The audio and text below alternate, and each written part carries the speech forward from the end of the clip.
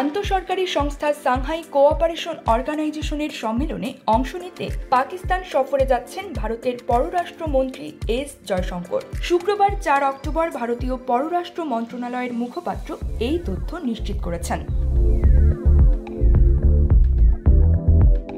ভারতীয় পররাষ্ট্র মন্ত্রণালয়ের মুখপাত্র রণধীর জয়সওয়াল জানান, জয়শঙ্কর 15 ও 16 অক্টোবর পাকিস্তানে অনুষ্ঠিতব্য ইউরোশীয় নেতাদের সম্মেলনে ভারতীয় প্রতিনিধি দলের নেতৃত্ব দেবেন। তবে এই সফরের ফাঁকে তিনি কোনো পাকিস্তানি নেতার সঙ্গে দ্বিপাক্ষিক বৈঠক করবেন কিনা তা স্পষ্ট করা হয়নি। চলতি বছরের জানুয়ারিতে জয়শঙ্কর বলেছিলেন, ভারত বহু বছরের আন্তঃসীমান্ত সন্ত্রাসবাদ সমস্যার সমাধান করতে চায়। সেই সময় তিনি উল্লেখ করেছিলেন যে সন্ত্রাসবাদ কোনো ভালো প্রতিবেশীর নীতি হতে পারে না।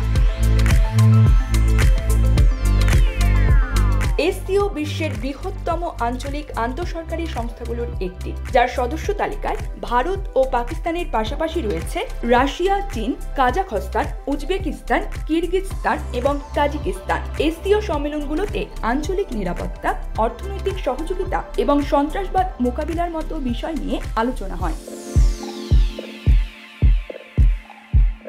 এদিকে জয়শঙ্করের এই সফরকে ঘিরে বিশেষজ্ঞ মহলে নানা জল্পনা চলছে। কারণ 2015 সালের পর প্রথমবার কোনো ভারতীয় মন্ত্রী পাকিস্তান সফরে যাচ্ছেন। বিশেষ করে দীর্ঘদিনের ভারত পাকিস্তান সুসম্পর্কের অবনতির প্রেক্ষাপটে এই সফরকে অনেকেই গুরুত্বপূর্ণ বলে মনে করছেন।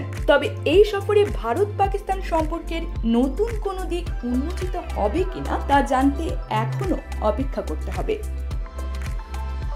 News desk, channel 16।